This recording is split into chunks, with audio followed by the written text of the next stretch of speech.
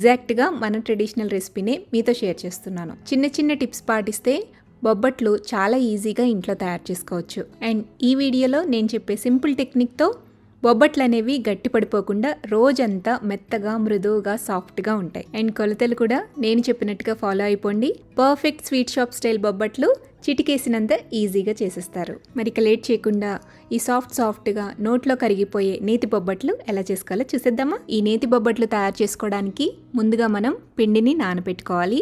ఒక బౌల్ తీసుకుని అందులోకి 1 కప్పు దాకా మైదా పిండి వేసుకోండి. గోధుమ పిండితో కనుక మీరు బొబ్బట్లు చేసుకోవాలి అనుకుంటే ఆ వీడియో లింక్ డిస్క్రిప్షన్ బాక్స్లో ఇస్తాను. సో బౌల్లో మైదా పిండి వేసుకున్న తర్వాత ఇందులోకి 1 పావు టీ స్పూన్ దాకా ఉప్పు వేసుకోండి. పిండిలో కంపల్సరీగా సాల్ట్ వేయాలండి, లేదంటే బొబ్బట్లు టేస్ట్ ఉండవన్నమాట. సాల్ట్ వేసిన తర్వాత ఒకసారి కలిపేసేసి ఇప్పుడు ఇందులోకి నీళ్లు కొంచెంగా వేసుకుంటూ పిండిని స్టిక్కీగా కలుపుకోవాలి. చాలా సాఫ్ట్గా కలుపుకోవాలండి. మీకు